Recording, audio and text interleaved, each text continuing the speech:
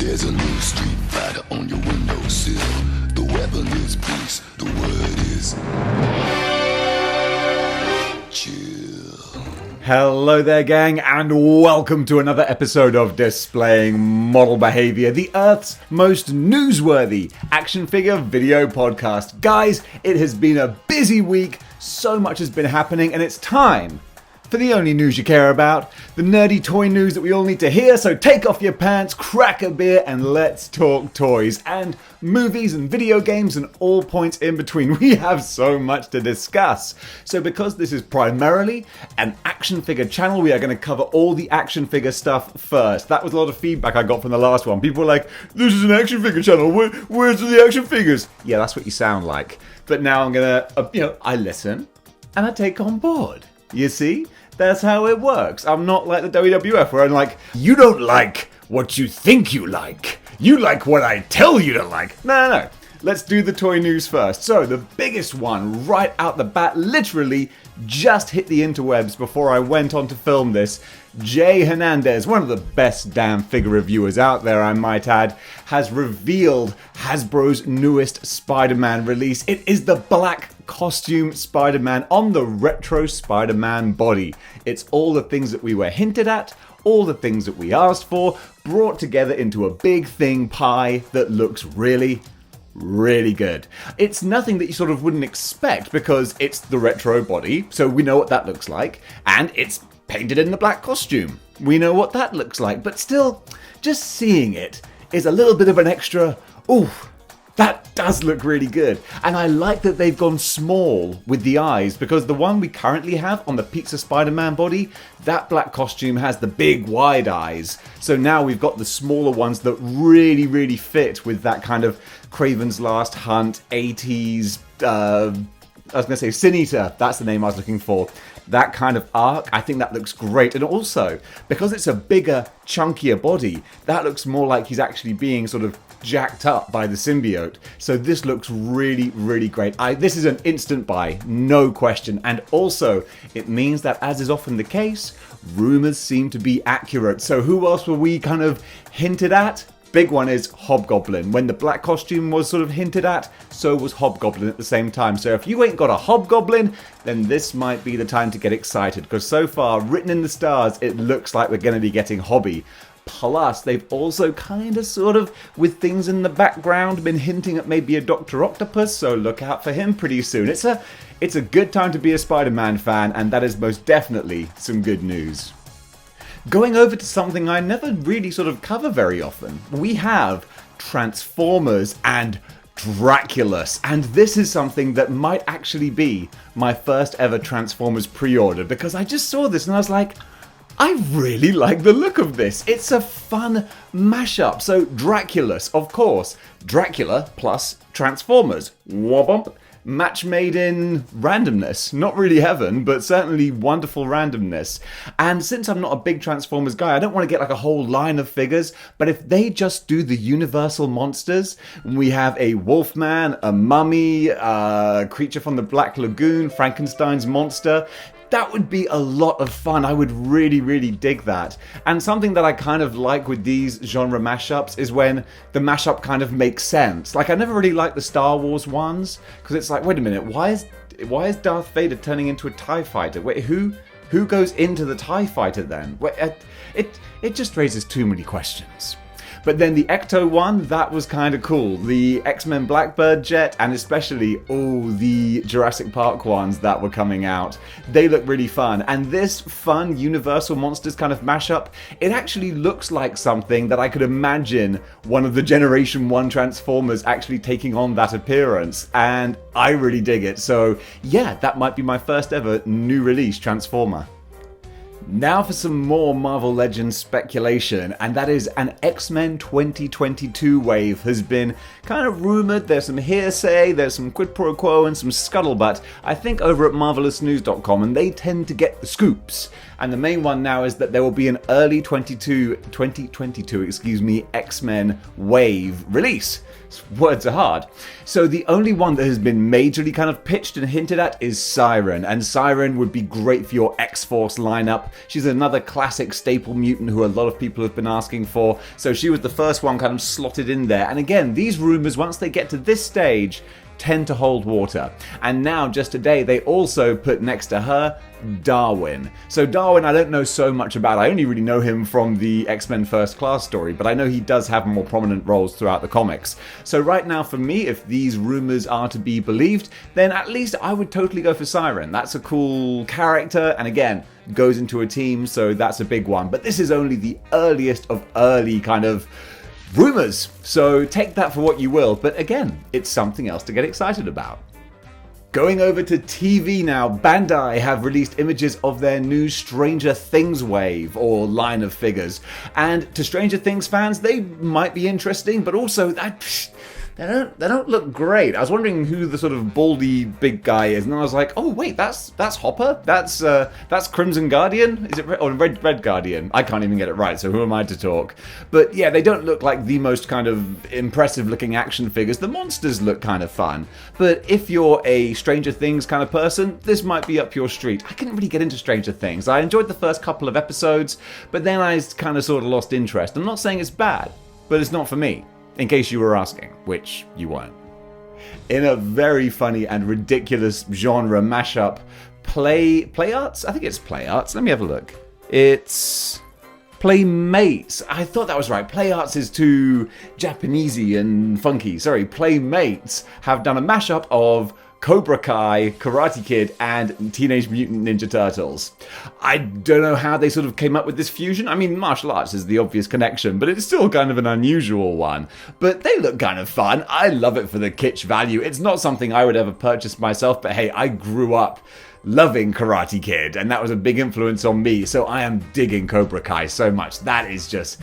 oh, it's so much nostalgia and fun and bonkersness. Because if you haven't seen Cobra Kai, it takes its ridiculousness, like, right, it wears it on its sleeve. You know, it doesn't try to hide how ridiculous this premise is, and that makes it so much fun. And then Ninja Turtles are Ninja Turtles. So I'm sure that there are going to be some people who are really psyched to see this. Hello, pretty lady. Anybody want a peanut? Yes, the Princess Bride is getting an action figure line from McFarlane Toys, so you know this is going to be good as far as likenesses are concerned. That used to be McFarlane's big time bread and butter. Kids, ask your parents, before NECA came along and became like the guys for movie licenses, McFarlane was the place to go. So the fact that they are doing the Princess Bride, that looks like a great little match made there. And already looking at some of these pictures, it's a lot of childhood nostalgia, and I think a lot to really enjoy there. So I'm going to watch this one closely. I probably won't go down this rabbit hole, but it's a fun one to observe. Now, it's so stupid that you can actually get nervous as to what a company is going to release, because you're like, I don't want to spend the money, but I do. And that's how I'm feeling with Cosmic Legions from those Four Horsemen Studio guys. I managed to just dip my toe in with the Atheron and Aethea figures. Loved that, and I was like, it's okay. I love those, but I don't need to buy the whole wave. I'm not a big sword and sorcery person. And then they went, oh, you're not? How about Star Wars style space?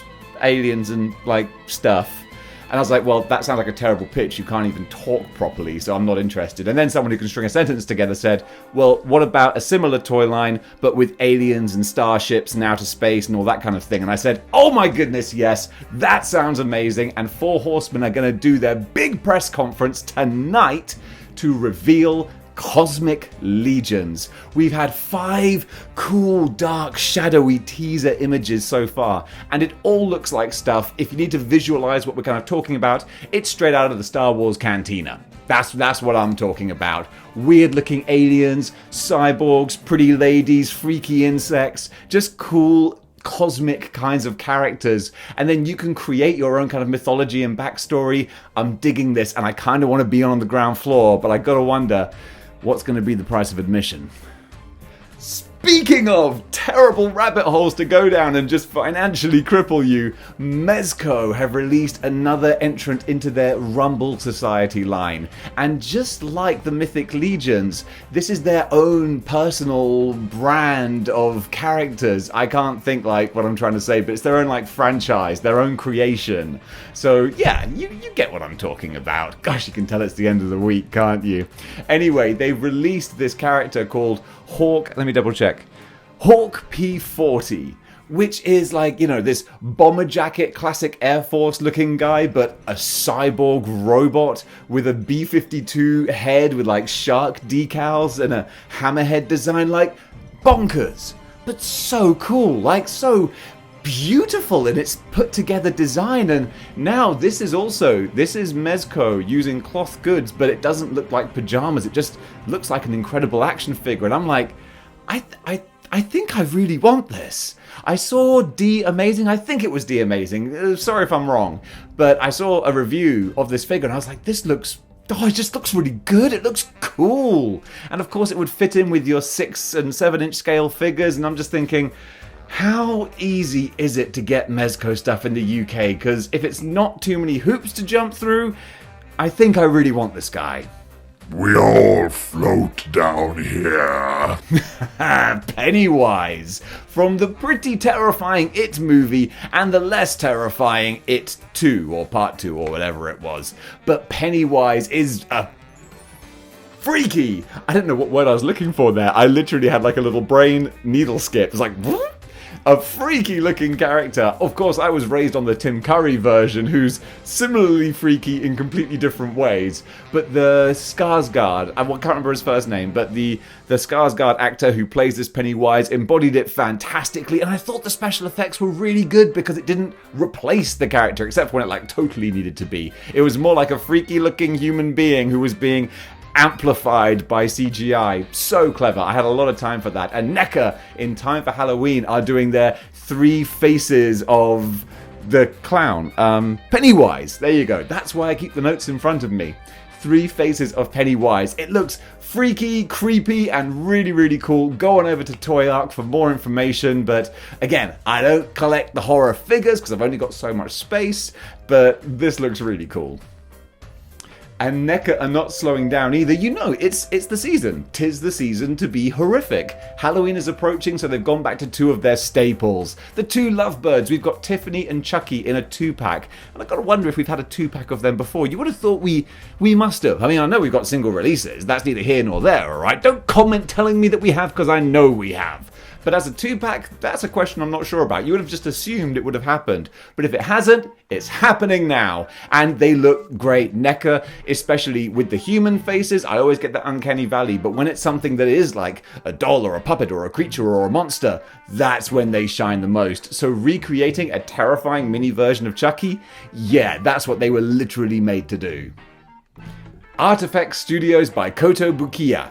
I had to say that while it was still in my brain. Okay, I've said it now. Those people are making Venom and Carnage statues, and oh, wow, they look really, really beautiful. Venom and Carnage, like, they have been made a bajillion times by a bajillion different artists in a bajillion different forms. There are thousands of Venom and Carnage statues, but every time we get a new one, I want to gush over it because they always look great. I don't think I've ever seen a Venom and Carnage or Carnage statue and gone, nah, I don't really care for that. They always look great. I mean, God bless Todd McFarlane and Mark Bagley and everyone who had a hand in visually designing these characters, because they're just so toyetic.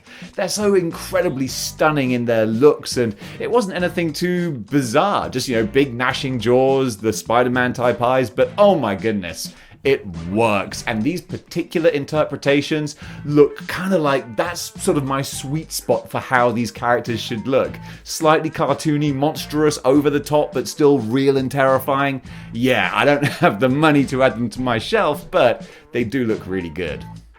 NECA just can't stop not stopping. Now they've also released images of Hooper from Jaws, and this is a nice looking recreation of Dreyfuss, there you go, Richard Dreyfuss. You could see that the cogs were turning when I was talking, but I couldn't get the name Richard Dreyfuss out before I finished the sentence. Richard Dreyfuss, really nicely recreated here by NECA, and they've gone the kind of Mezco route with all the cloth, real material type goods. So if anyone is building a Jaws collection, that's going to be a perfect edition. Well, it's an essential edition. You can't have a Jaws collection without Hooper. That was me just rattling off platitudes. Like, that's how you end any conversation talking about action figures, or like, and that's what you need for your collection. But if I start doing that, then I just say gibberish, like, and that's what you need to add to a Jaws collection. Like, well, no duh, Dave. There's literally 3 characters in the film. But I digress. He looks really fun, so if you want him, you can get him. I love Jaws. Jaws is one of my all-time favorite movies in the world. Like, right up there, possibly #1 favorite movie. I won't be getting this because I'm happy with just the movie and the Universal ride. That's all the Jaws media I need. But if you want a collection, this is a good-looking collection.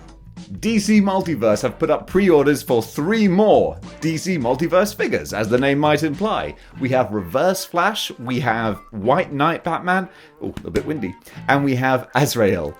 And those guys, hey, just more good stuff for your DC Multiverse collection. I keep watching more YouTube videos about the current DC stories and history and different characters, especially in the Batman mythos, and I'm like, some really interesting stuff there. If only DC had a Marvel Unlimited type thing where I could just pay a subscription and read tons of stuff, I think I could really get into Batman, because a lot of the media I'm seeing and the figures that are coming out of it, it looks really, really cool. Moving over to movie news, and we have quite a bit. So first of all, the Matrix trailer dropped.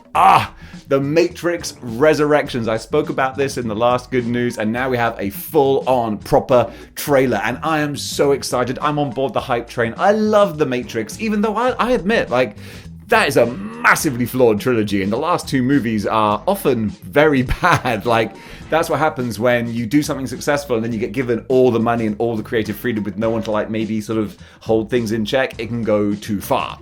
But still, the core concept of the Matrix and the creativity they have with it is so, so great. So I really want to see them knock this out of the park, especially with, like, the Keanu Reeves we have now, the one who's really too good for this world, but we're just so lucky to have him. John Wick in the Matrix? Yeah, I would like to see that. And also, the way that they did the trailer was so clever. Again, it's another little Matrix kind of thing. They were doing teaser trailers, and you could log on and view a teaser trailer, but every time you viewed it, it would be unique. They would swap the different clips around, and an algorithm would build a new trailer. I think there was like 150,000 different combinations that you could have. But also, this was really clever.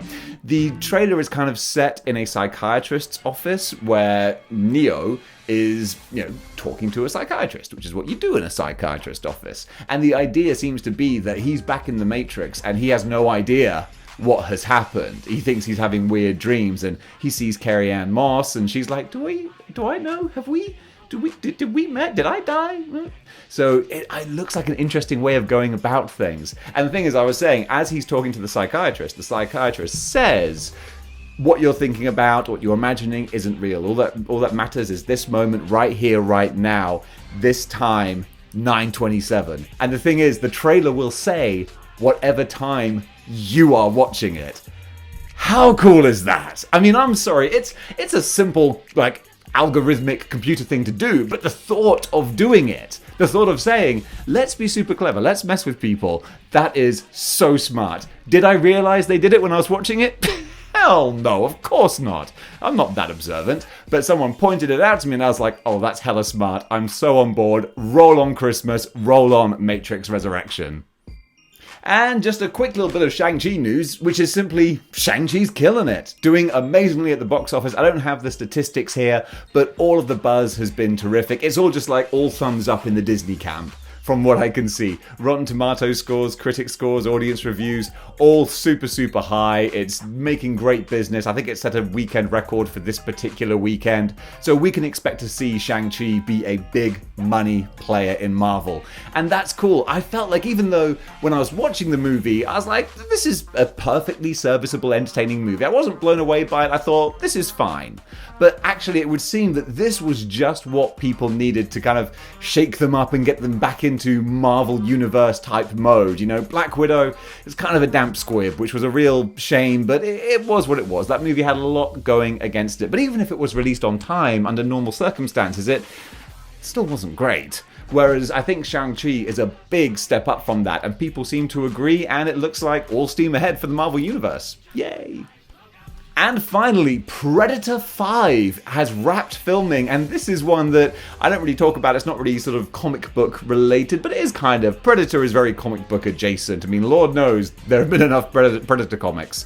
And let's face it, did I say let's face it before? I hate repeating phrases. Predator has had a rocky history with one incredible movie and then a whole hodgepodge smorgasbord of varying quality.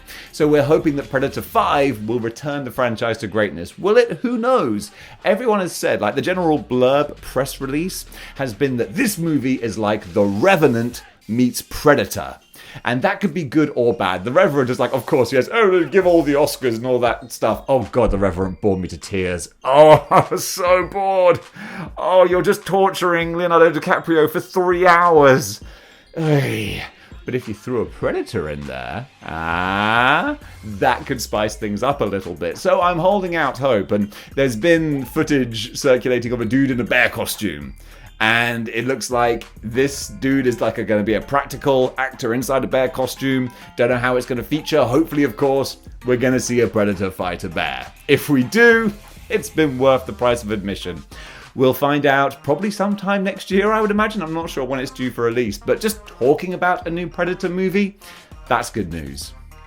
And finally, for me personally, I have saved the best news till last. Spider-Man comics. Okay guys, so if you are interested in modern Spider-Man comics, if you're reading them, if you don't want to find out what just happened this week, leave now. Spoilers, alright? Like, there be spoilers here from this point on. Skip ahead, alright? Because I'm going to spoil this week's Spider-Man, okay? Alright? Alright, here we go. The worst Spider-Man story ever made has been undone. It's been retconned. It's gone. Sins past. You know, the one where Gwen Stacy cheats on Peter Parker and has sex with Norman Osborn and then bears his 2 children? Never happened. Gone. Gone. Not even undone. It actually never happened. Oh, hallelujah. Thank you. I know people have been begging for this wretched storyline to be undone for the longest time, and now it has. It was revealed. The whole thing was just mind control hallucinations. Norman Osborn and Mary Jane. Those were the 2 characters who kind of corroborated this story, because the twins appeared, and then Mary Jane was like, oh, Peter, Gwen, this happened. She told me to promise never to tell you. And that was that. So we thought, well, it must have happened because Mary Jane corroborates it. And then Norman's like, yeah, I did it. And it's like, okay, well, I guess it actually happened. Whereas no. Before Harry Osborn died, way back in the early 90s, he made a computer AI, like a Jarvis of himself, that put into motion various plans. This is all, it's not great retconning, but I don't care, because it does the job. And this set up the clones of the genetics duplicates. They were grown in a lab. They were Snoked. the Gwen and Osborn offspring, they were Snoked. They were made in jars. And then Mysterio, I think maybe in collaboration with the Chameleon, perhaps? I got a little confused because there was a lot of backstories going on in that issue. It was a good issue. But either way, Mysterio was used as, to masquerade as a therapist and hallucinate and psychically manipulate and hypnotize Norman Osborn and Mary Jane into believing this story and believing that that's what those twins are. They're not. Alright, that's all I wanted to say, because it's good news. That is good news. So Gwen Stacy as a character no longer has this awful, horrible backstory of randomly deciding to have sex with Norman Osborn.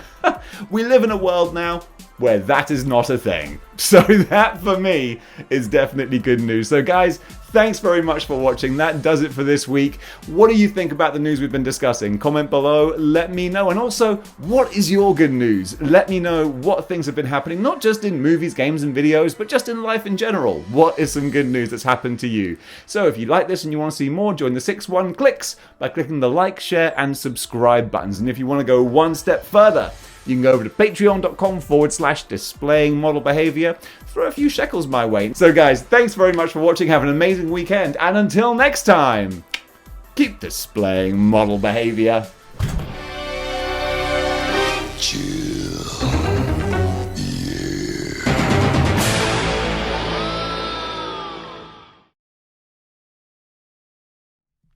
Speaking of something to get excited about. Oh wait, we're not there yet. Cup